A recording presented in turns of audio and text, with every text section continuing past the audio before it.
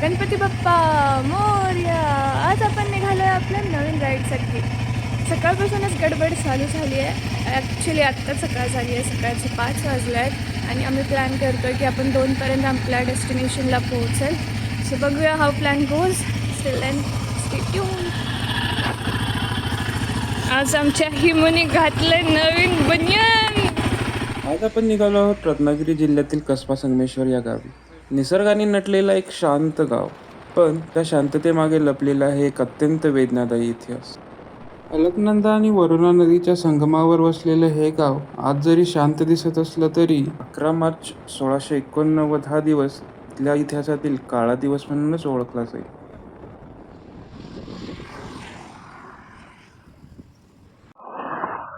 सुप्रभात मंडळी. सुप्रभात म्हणजे आता जवळपास दुपारच होत आली. आम्ही संगमेश्वर पासून एक 95 किलोमीटर्स आहोत. अजून सकाळी 5-5:30च्या आसपास निघालो घरून. अंधारच होता आणि तामिनीचाच रस्ता आपण बऱ्याचदा कव्हर केलाय, त्यामुळे सकाळी काही जास्त शूट नाही केलं.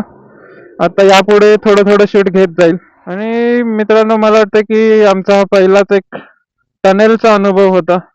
मी याआधी कधी बाईक टनेल मधून नव्हती चालवली होती, बट तो टनेल असा लाईक 10-15 सेकंडचा होता. बट हा टनेल जवळपास अर्धा किलोमीटरच्या वरती होता. खूप मोठा टनेल होता.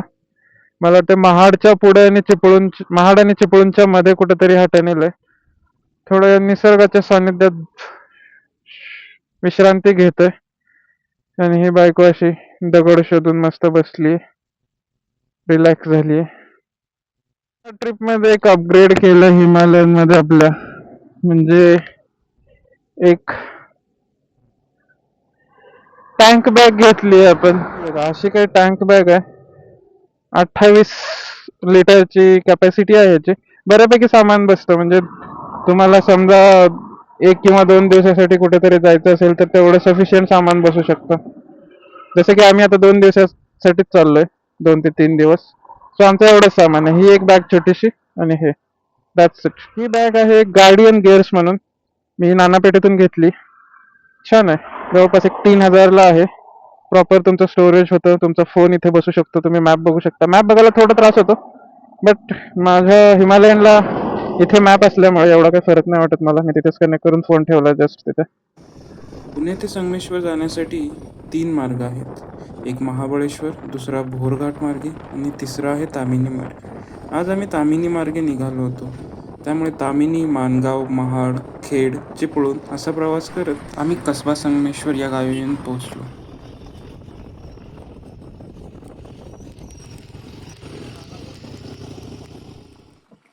आज आपण जिथे उभे आहोत तो आहे सरदेसाई वाडा. ही तीच दुर्दैवी जागा आहे जिथे छत्रपती संभाजी महाराजांना गद्दारीने आणि फितुरीने पकडण्यात आले होते. इथली प्रत्येक गोष्ट आजही इतिहासाची साक्ष देते. इथली माती आजही सांगतीये, जर फितुरी नसती तर इतिहास काही वेगळाच असता. सुरुवात करतातच सरकार देसाई देसाई सरदेसाई तुकाही नाही नंतर मग सरकार देसाई हातू शेटे पात्रे हरिबाग अशी पाठी करायची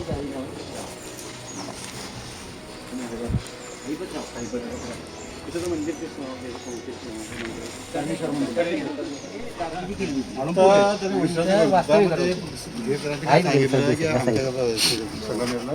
त्यांची आता इथं होळी असते. साहित्य होतं, बेंच बिंच बाकडं वगैरे लिहिण्याचं वगैरे सगळं. आता ते सगळं नाही. नाही ते गेलं, वाळवी लागली ना. किती वर्ष झाली त्याला, वाळवी लागली. आतमध्ये तर तिकडून जाऊन बघितलं तर पडलेलं सगळं वाळवी लागली. आता गव्हर्नमेंट काय करणार आहे? काय घेतलंय ताब्यात, आता ताब्यात घेतलं, ताब्यात कब्जा केलं, झालाय सर्वे वगैरे झालाय. त्याला छावाचित्रामुळे चित्रपटामुळे पूर्ण टोटली घेतली, खालपर्यंत गेले, नदीला लागून. इथला इतिहास थोडक्यात जाणून घेऊन नदीकडे जायला निघालो. वाड्याच्या पुढे जाताना काही भग्नावस्थेतील मंदिरे दिसतात. त्यात मुख्यतः भगवान शंकराची मंदिरे दिसतात. येथील नंदी आणि मंदिरांची अवस्था बघताना असं वाटतं, त्या काळी मंदिरांची ही अवस्था होती तर माणसांचं काय झालं असेल. उद्ध्वस्त करण्याआधी धर्म सोडून कलामानंतरी तरी बघायला होतं या मंदिरांकडे. इतकं सुंदर नाजूक नक्षीकाम कसं उद्ध्वस्त करू वाटलं असेल.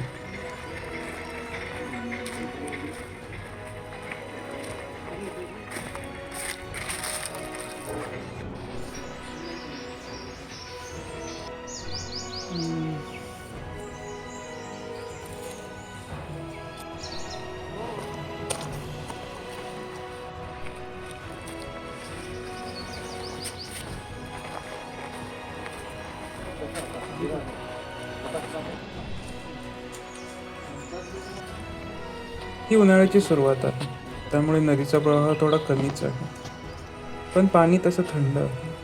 त्या थंड पाण्याचा अनुभव घेतला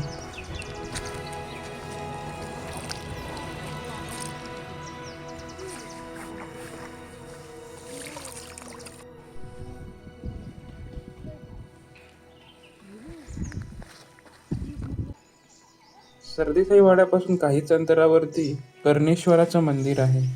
अलकनंदा, वरुणा आणि शास्त्री या नदीच्या संगमाजवळ हे मंदिर आहे. हे मंदिर अंदाजे 11व्या ते 12व्या शतकातील आहे. चालुक्यांच्या आणि शिलाहारांच्या काळात या मंदिराचं बांधकाम झालं असं म्हटलं जातं. या काळात अनेक मंदिरांची निर्मिती झाली. त्यातीलच हे एक हेमाडपंथी शैलीतील अत्यंत सुबक असं मंदिर. काही मान्यतेनुसार द्वैतक्रीडामध्ये हारल्यानंतर अटीनुसार पांडवांच्या 12 वर्षाचा वनवास आणि त्यानंतर अज्ञातवास या काळात धनुर्विद्येचे धडे घेताना या मंदिराची निर्मिती झाली. पांडवांचा 6वा भाऊ कर्ण याच्या नावावरून या मंदिराचे नाव कर्णेश्वर असे पडले असेही मानले जाते. या मंदिरात पांडवांनी लिहिलेला एक शिलालेख आहे. त्या शिलालेखानुसार या मंदिरात 5 ताटे आहेत. एक मुख्य महाद्वारापाशी, दुसरे सभामंडपात, तिसरे दक्षिण दिशेला, चौथे उत्तर दिशेला आणि 5वे ताट हे गुपित आहे. जो व्यक्ती हा शिलालेख पूर्ण वाचेल किंवा त्याला उलगडा होईल त्याच व्यक्तीला या 5व्या ताटाचे गुपित समजेल असे मानले जाते. माहितीनुसार या मंदिरात कर्णाचेही एक ताट आहे, ज्यावरती आता शिवलिंगाची प्रतिष्ठापना करण्यात आली आहे. मंदिराच्या समोर काही अंतरावरच नद्यांचा संगम आहे. याच संगमावरून या गावाचे नाव संगमेश्वर असे पडले. संगमाजवळ किंवा अगदी संगमातच काळ्या पाषाणातील एक शिवाचे मंदिर आहे. अत्यंत सुंदर असं मंदिर. मंदिरातील शिवपिंडीचे दर्शन घेतले आणि काही वेळ थांबलो.